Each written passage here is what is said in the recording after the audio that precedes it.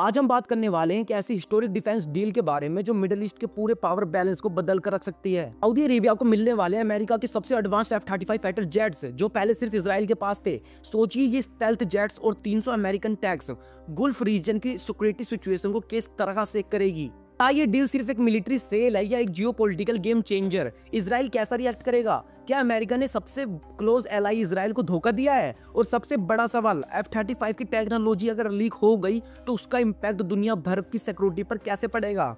US president Donald Trump ने Saudi crown Prince Mohammad बिन सलमान को white house पर एक शानदार मिलने की सेरेमनी के साथ वेलकम किया। ये क्राउन प्रिंस का व्हाइट हाउस का पहला दौरा था 7 साल के बाद। ट्रंप ने उनका साउथ लॉन पर military honour guard, cannon salute और यूएस वॉर प्लेन्स की फ्लाईओवर के साथ रिसेप्शन किया। दोनों नेताओं ने रेड कारपेट पर हाथ मिलाया और फिर ओवल ऑफिस में गए। मीटिंग में defence cooperation, civil nuclear projects और बड़े बिजनेस डील पर फोकस था। अरेबिया को 48 F-35 फाइटर जेट्स बेचने की बात ट्रंप ने कंफर्म की, जो मिडिल ईस्ट में सऊदी को पहली बार मिलेगी। ये सेल मिलिट्री बैलेंस को बदल कर रख सकती है, क्योंकि अब तक इजराइल के पास ही F-35 था। पूरे मिडिल ईस्ट में सऊदी अरेबिया ने यूएसए से नई सिक्योरिटी गारंटीज भी मांगे, जिन पर ट्रंप शॉर्ट टर्म के लिए दे सकते हैं, लेकिन परमानेंट नहीं। इसका मतलब है कि अगर फ्यूचर में सऊदी अरेबिया पर किसी देश ने अटैक किया तो वो यूएसए पर भी अटैक माना जाएगा, लेकिन ये लॉन्ग टर्म के लिए नहीं है, सिर्फ कुछ समय के लिए है। सऊदी क्राउन प्रिंस और ट्रंप ने ट्रेड, एआई इंफ्रास्ट्रक्चर, इन्वेस्टमेंट और न्यूक्लियर एनर्जी कोऑपरेशन पर भी एग्रीमेंट किए। ये विजिट यूएस सऊदी स्ट्रेटेजिक और इकोनॉमिक पार्टनरशिप को मजबूत करने और रीजनल सिक्योरिटी को बढ़ावा देने के लिए बहुत इंपॉर्टेंट था। सऊदी अरेबिया ने अपने यूएस इन्वेस्टमेंट को $600 बिलियन से बढ़ाकर $1 ट्रिलियन तक करने का प्रॉमिस किया है। सऊदी क्राउन प्रिंस और यूएस प्रेसिडेंट की नवंबर 2025 मीटिंग में दोनों कंट्रीज ने डिसाइड किया कि आगे चलकर वो मिलकर क्लीन न्यूक्लियर एनर्जी प्रोजेक्ट्स बनाएंगे, एआई टेक्नोलॉजी ग्रो करेंगे और डिफेंस सेक्टर में पावरफुल इक्विपमेंट और सिक्योरिटी पार्टनरशिप को स्ट्रॉन्ग बनाएंगे। इसके साथ साथ सऊदी अरेबिया अमेरिका में $1 बिलियन लेवल इन्वेस्टमेंट करेगा टेक्नोलॉजी, मिनरल्स और इंफ्रास्ट्रक्चर प्रोजेक्ट्स में। ये सब मिलकर दोनों कंट्रीज के बीच का रिलेशनशिप एक नए लेवल पर ले जा रहे हैं, इसलिए इसको हिस्टोरिक बोला जा रहा है। एनर्जी सेक्टर, दोनों देशों ने एक civil nuclear cooperation agreement sign किया है, जिससे लॉन्ग टर्म न्यूक्लियर पार्टनरशिप की फाउंडेशन रख दी गई है। इस हिस्टोरिक मूवमेंट का सबसे बड़ा हाईलाइट था न्यूक्लियर एनर्जी प्रोजेक्ट। इस पैक्ट ने गारंटी किया कि सऊदी के सारे nuclear projects strict non proliferation rules follow करेंगे, यानी न्यूक्लियर टेक्नोलॉजी कब से वेपन्स के लिए मिसयूज नहीं होगी। और सबसे इंटरेस्टिंग बात, अमेरिकन कंपनीज को इन प्रोजेक्ट्स में प्रेफर्ड पार्टनर को दर्जा मिलेगा। ये है, यहाँ से यूएस फिल्म्स को मैसिव लॉन्ग टर्म बिजनेस मिलेगा। ओवरऑल ऑफ द स्टोरी ये है कि सऊदी अमेरिका में बहुत ज्यादा पैसा लगाने वाला है, बस डोनाल्ड ट्रंप को बनाने के लिए और अच्छे दोस्त रिलेशनशिप रखने के लिए। ये सिर्फ सऊदी की बात नहीं है, ऐसे बहुत सी कंट्रीज है जो बस डोनाल्ड ट्रंप से अच्छे रिश्ते रखने के लिए उनके देश में जबरदस्ती इन्वेस्टमेंट करते हैं, ताकि अमेरिका खुश रहे और उनका सपोर्ट करे। अमेरिका ने यूएस कंपनीज के साथ 17 MOUs साइन किए, जिनकी टोटल वैल्यू $30 बिलियन से भी ज्यादा है। ये डील्स एनर्जी, मटेरियल्स, फाइनेंस और हाई टेक मैन्युफैक्चरिंग जैसे सेक्टर्स में किए गए। सोचो, एक ही इवेंट में इतने बड़े एग्रीमेंट्स। ये क्लियरली दिखाता है कि दोनों कंट्रीज कितने एग्रेसिवली फ्यूचर इन्वेस्टमेंट पर फोकस कर रहे हैं। स्टोरी का अगला chapter, critical minerals and technology. आज की दुनिया में रेयर अर्थ मिनरल्स जैसे लिथियम, कोबाल्ट, निकल लगभग हर मॉडर्न टेक के बैकबोन है। AI, EV, batteries, missile, satellite, सब में ये चाहिए होता है। इसलिए यूएसए और सऊदी ने मिलकर एक critical minerals cooperation framework sign किया है। इसका मतलब दोनों मिलकर माइनिंग करेंगे, रिफाइनिंग करेंगे और एक स्ट्रॉन्ग सप्लाई चेन बनाएंगे, ताकि फ्यूचर टेक कभी रुक ना पाए।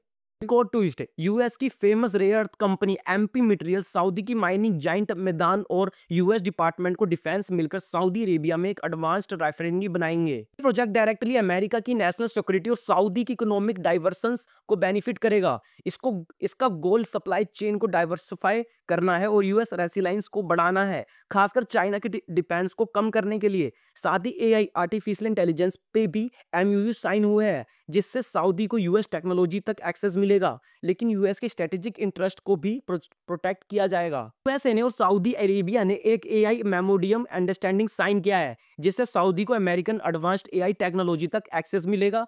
एनवीडिया भी सऊदी अरेबिया के साथ मिलकर सुपर कंप्यूटर्स बनाने की प्लानिंग कर रही है, जो एआई डेवलपमेंट में मदद करेगा। स्ट्रेटेजिक डिफेंस एग्रीमेंट के तहत ट्रंप और क्राउन प्रिंस मोहम्मद बिन सलमान ने 80 साल पुरानी डिफेंस पार्टनरशिप को और मजबूत बनाए रखा है। यह एग्रीमेंट सऊदी अरेबिया में यूएस डिफेंस फर्म्स को कोऑपरेशन को आसान बनाता है, बर्डन शेयरिंग फंड सिक्योर करता है और सऊदी की यूएसए पर स्ट्रेटेजिक रिलायंस को अफेयर करता है। लेकिन फाइनल अनाउंसमेंट आता है और पता चलता है कि डील स्ट्रॉन्ग तो है पर नाटो जैसी गारंटी नहीं है। सऊदी को major non NATO ally status मिलता है, मतलब डिफेंस कोऑपरेशंस, वेपन्स डील्स और मिलिट्री एक्सेस बढ़ेगा, पर यूएस को सऊदी की डिफेंस के लिए लेगेसली बढ़ा नहीं गया।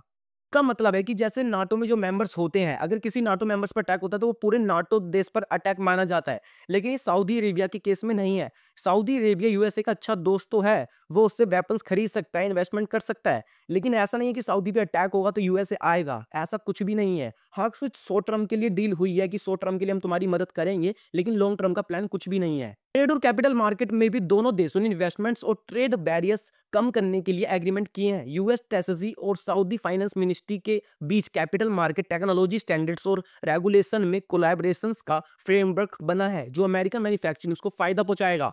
इन सब डील्स के मकसद अमेरिकन इकोनॉमी को बूस्ट देना, हाई पेइंग जॉब्स क्रिएट करना और रीजनल स्टेबिलिटी को रीइंफोर्स करना है, जिससे लॉन्ग टर्म स्ट्रेटेजिक पार्टनरशिप बन सके। ट्रंप ने कहा कि ये एक स्पेशल डे है क्योंकि अब उनका पार्टनरशिप ने सिर्फ बिजनेस और टेक्नोलॉजी में बढ़ेगी बल्कि मिडिल ईस्ट के रीजनल इशू पर भी एक नए पेस में है। उन्होंने मिलकर बात की, जैसे यूएसए प्रेसिडेंट और क्राउन प्रिंस ने पैलेस्टीन इजराइल कॉन्फ्लिक्ट पर, गाजा सीजफायर और गाजा की रिक्वायर इंस्ट्रक्शंस की पॉलिसी पर। क्राउन प्रिंस ने सीरिया, लेबनान, यमन और सूडान में भी पीस एफर्ट्स की बात उठाई। देखो, उनका विजन सिर्फ अपनी पावर बढ़ाना ही नहीं, स्टेबिलिटी लाने का भी है। ट्रंप ने क्राउन प्रिंस की बहुत तारीफ की, उनके गुड्स फ्रेंड और एक लीडर बताया जिनका विजन बहुत मैच्योर है, एज से बहुत आगे है, और उन्हें कहा कि ये यूएस सऊदी रिलेशन अब एक फाउंडेशन फॉर रीजनल पीस और सिक्योरिटी बन सकता है। सऊदी अरेबिया ने अब ऑफिशियली यूएसए अपनी डिफेंस कैपेसिटी को बूस्ट करने के लिए एक हिस्टोरिक डील साइन की है। इस डील के तहत सऊदी अरेबिया को मिलने वाले हैं लोकहाइड मार्टिन के सबसे advanced F-35 stealth fighter jets और करीब 300 अमेरिकन मेड टैंक्स। ये डील सिर्फ एक मिलिट्री ट्रांजैक्शन नहीं बल्कि जियोपॉलिटिकल गेम चेंजर भी है। सबसे पहले बात करते हैं ये F-35 जेट्स कैसे स्पेशल है। ये एडवांस्ड स्टील्थ टेक्नोलॉजी से लैस इक्विपमेंट है, मतलब ये रेडार से मुश्किल से पकड़ाते हैं और अपनी स्पीड, वेपनरी और सेंसर की वजह से दुनिया के सबसे बड़े मॉडर्न फाइटर जेट्स में से समर होते हैं। सऊदी अरेबिया की एग्जैक्टिंग एयर पावर में पहले से ही एडवांस्ड F-15 और हीरो फाइटर टाइफोन्स हैं, लेकिन F-35 से उनकी स्टेल्स और स्ट्राइक कैपेबिलिटीज में जबरदस्त जंप आएगा, जो पहले मिडिल ईस्ट में सिर्फ इजराइल के पास था। यूएसए को क्या फायदा होगा इस चीज से? अमेरिकन तरफ से देखा जाए तो ये डील अमेरिका फर्स्ट पॉलिसी का भी एक हिस्सा है। डिफेंस कंपनीज जैसे लोकहाइड मार्टिन, जनरल ऑटोमिक्स, नॉर्थरोप ग्रूमन्स को बिलियंस डॉलर्स का कॉन्ट्रैक्ट मिलता है, जिससे हजारों हाई पेइंग अमेरिकन जॉब्स जो बनी रहेगी। साथ ही सऊदी अरेबिया की तरफ से बर्डन शेयरिंग फंड्स मिलने से यूएस मिलिट्री कैंपेन्स पर हल्का पड़ता है। और सबसे बड़ी बात, ये डील यूएसए के स्ट्रेटेजिक इंटरेस्ट को मिडिल ईस्ट में स्ट्रॉन्ग बनाती है, जहां रसिया, चाइना और ईरान जैसे एक्टर्स अपनी इन्फ्लुएंस बढ़ा रहे हैं। सऊदी अरेबिया को क्या मिलता है डील से? सऊदी अरेबिया को तो हर जगह से फायदे ही फायदे हैं। सऊदी अरेबिया के लिए ये डील अपनी डिफेंस कैपेबिलिटीज को मॉडर्नाइज करने और अपनी सिक्योरिटी को रीजनल थ्रेट से बचाने से एक बड़ा जरिया है। सऊदी अरेबिया F-35 चाह रहा था ताकि वो अपनी रिटायर्ड और लेगेसी एयरक्राफ्ट से अपग्रेड कर सके, इसलिए उनका focus advanced stealth fighter jets पर था, जिससे उनको अपनी राइवल्स खासकर ईरान जैसे न्यूक्लियर और मिसाइल कैपेबल कंट्रीज के अगेंस्ट एक स्ट्रेटेजिक एडवांटेज मिल सके। डील सऊदी को एक नई मिलिट्री पावर की तरह अपलिफ्ट करेगी। मिडिल ईस्ट में क्या बदलाव आएंगे? मिडिल ईस्ट में इस डील के बाद मिलिट्री बैलेंस में एक इंपॉर्टेंट शिफ्ट देखा जाएगा। इजराइल जो पहले F-35 का एक्सक्लूसिव ऑपरेटर था, अब उसके कंप्यूटर के रूप में सऊदी अरेबिया को भी मिल जाएगा, जिसे रीजनल डायनामिक को कॉम्प्लेक्स हो जाएंगे। ये डील ईरान जैसे रीजनल एडवांस को सिग्नल देती है कि गल्फ कंट्रीज अपनी प्रोटेक्शन में सीरियस है। सऊदी एक नया डेटरेंस पावर बनेगा, जिससे शायद ईरान और उसके एलाइज को अपने मूव रिथिंक करने पड़े। इजराइल का क्या रिएक्शन आएगा इस चीज से? इजराइल को ये डील बड़े सेवलोन के साथ मिला है। इजराइल ने खुद यूएस से ये कंडीशन रखी है कि सऊदी F-35 जेट्स को इजरायली जेट से एडवांस नहीं होने चाहिए, ताकि उनकी क्वालिटिव मिलिट्री एज QME बरकरार रहे। इजरायली लीडर और डिफेंस एक्सपर्ट्स का कहना है कि ये डील इजराइल के लिए थ्रेट हो सकती है, क्योंकि अब उनके मिलिट्री डोमिनेंस हिस्से में कॉम्प्रोमाइज हो सकता है। शायद वो अपने यूएस एलाइज के साथ और डिप्लोमेटिक प्रेशर बनाएंगे ताकि ये गारंटी मिले कि टेक्नोलॉजी लीकेज ना हो और सिक्योरिटी बैलेंस मेंटेन रहे। सब चीज देख के आप सोच रहे होंगे कि क्या यूएसए ने इजराइल को धोखा दिया है। देखिए, ये डील यूएस स्ट्रेटेजिक बैलेंस का एक एग्जांपल है। यूएस ने ऑफिशियली कहा है कि सऊदी अरेबिया को F-35 जैसे मॉडिफाइड वर्जन में मिलेंगे जो इजराइल के जेट से थोड़े कम एडवांस्ड है, ताकि इजराइल की सिक्योरिटी कॉम्प्रोमाइज ना हो। पर इजराइल के ये ट्रस्ट इशू बन सकता है कि क्या ये गारंटी सच में होंगी या नहीं। यूएस अपनी इकोनॉमिक और स्ट्रेटेजिक बेनिफिट्स को भी ध्यान में रखता है, जिसमें सऊदी अरेबिया को एक बड़ा पार्टनर बना रहा है। इसलिए कुछ लोग इस डील को इजराइल के साथ धोखा समझते हैं, लेकिन डिप्लोमेसी में ऐसे कॉम्प्रोमाइज होना नॉर्मल बात है।